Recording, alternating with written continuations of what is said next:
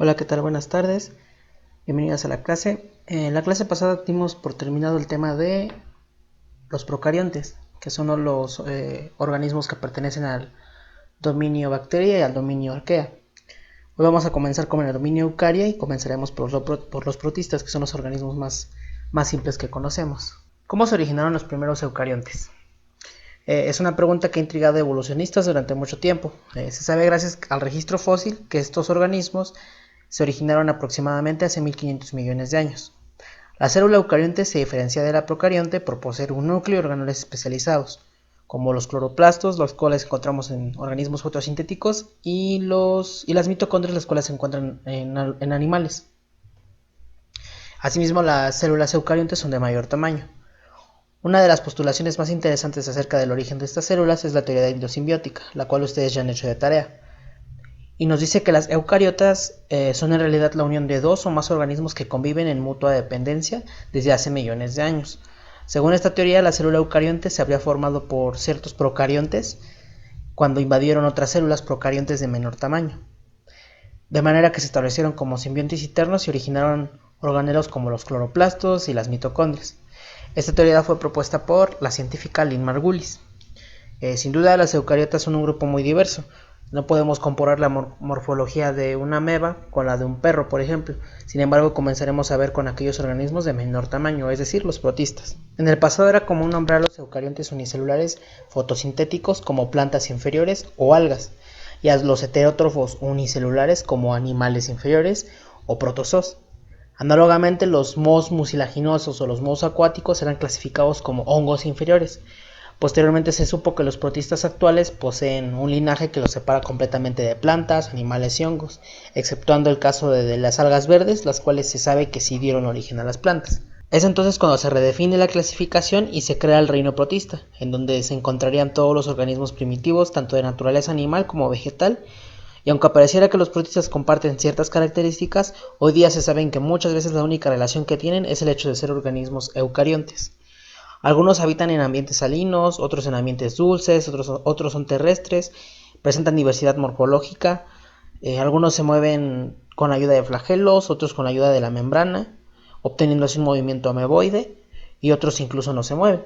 La endosimbiosis es característica de estos organismos. Sin embargo, se postula que no solamente ocurrió una endosimbiosis primaria, sino una secundaria y hasta una terciaria, la cual poco a poco originaría muchos organelos y por tanto diversificaría a los organismos eucariontes. A continuación les explicaré algunos de los organismos más representativos de este reino, así como sus características.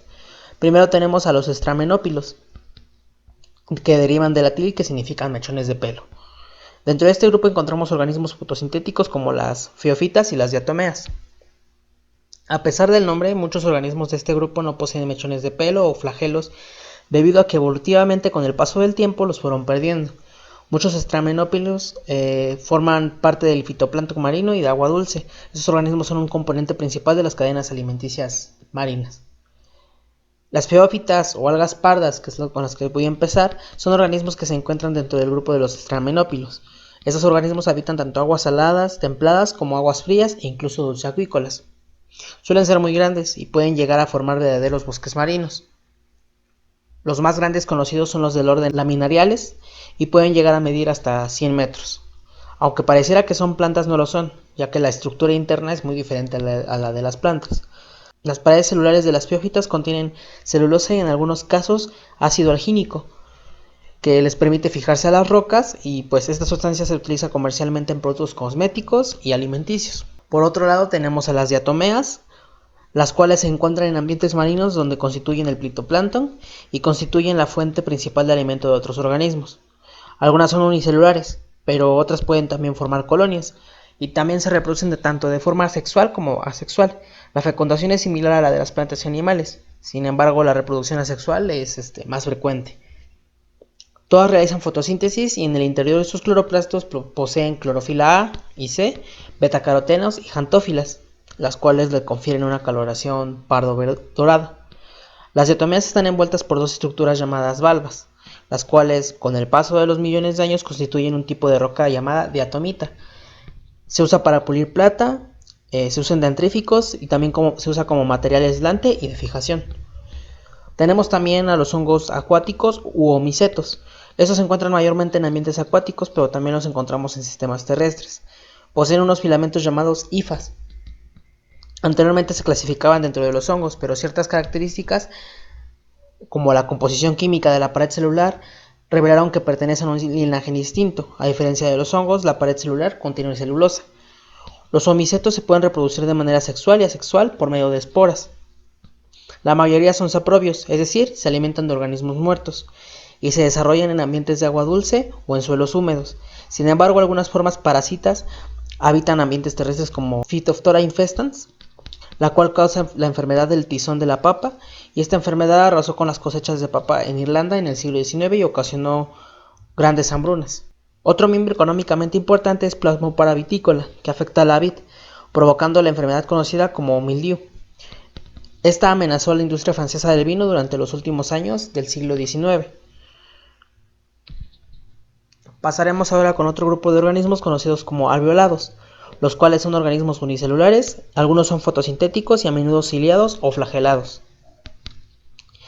Este grupo se encuentra formado por los ciliados y los dinoflagelados.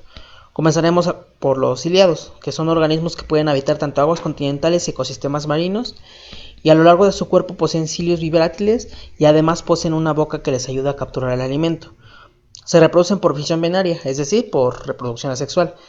Todos los ciliados son heterótrofos y se alimentan principalmente de bacterias, es por ello que son utilizados en plantas de tratamiento de agua para reducir el número de bacterias. También podemos encontrar ciliados simbióticos, por ejemplo los que se encuentran dentro de mamíferos herbívoros como las vacas y las ovejas, los cuales poseen más de medio millón de ciliados de varias especies que degradan vegetales o toman azúcares para alimentarse, con lo cual ayudan a los animales a su digestión. Por otro lado también tenemos a los dinoflagelados, los cuales son componente principal del fitoplancton en aguas marinas y presentan una gran diversidad morfológica y suelen ser unicelulares, aunque también algunos pueden formar colonias. Contienen placas de celulosa las cuales les dan un aspecto rígido.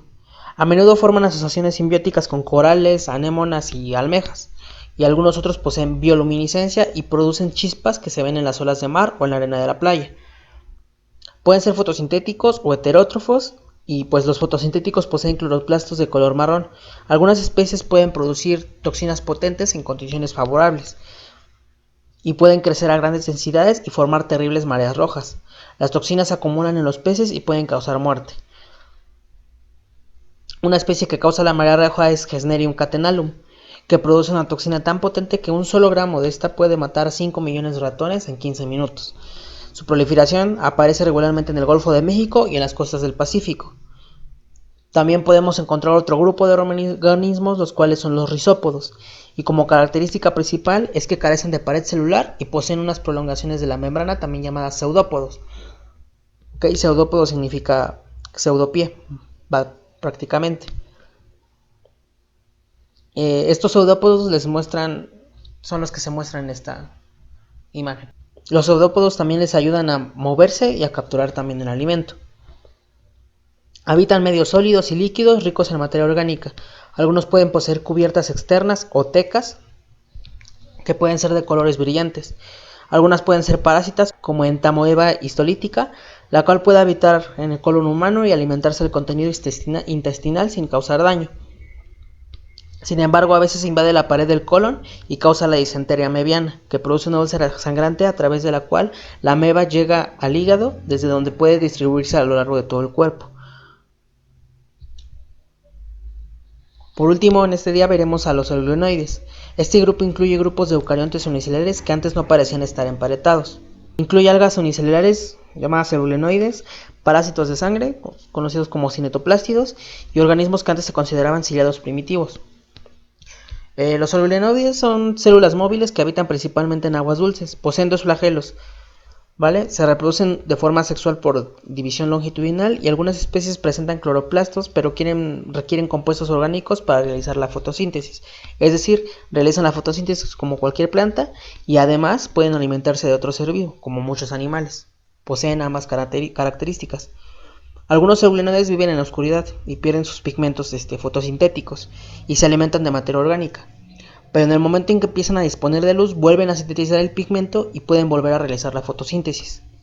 Por otro lado, la mayoría de los endoplástidos son parásitos y los que viven en vida libre habitan en aguas contaminadas donde las bacterias son su principal alimento. Poseen 2 o más flagelos y se multiplican asexualmente por fisión binaria. Especies pertenecientes al género Leishmania provocan la leishmaniosis a través de un mosquito que actúa como vector. Otras como Trypanosoma brucei y Trypanosoma rhodesiense causan la enfermedad africana del sueño, mientras que Trypanosoma cruzi provoca la enfermedad de Chagas, la cual afecta a América Latina. Y bien, eso sería todo por la clase del día de hoy. Mañana continuaremos y daremos fin a este tema. Por favor, necesito que me entreguen un mapa conceptual de lo visto el día de hoy y que me investiguen qué es la enfermedad del Chagas, quién la provoca, cómo se transmite, cómo se detecta, cuál es el tratamiento y qué animales son los vectores de esta enfermedad. ¿Vale? Todo esto en su cuaderno. Gracias.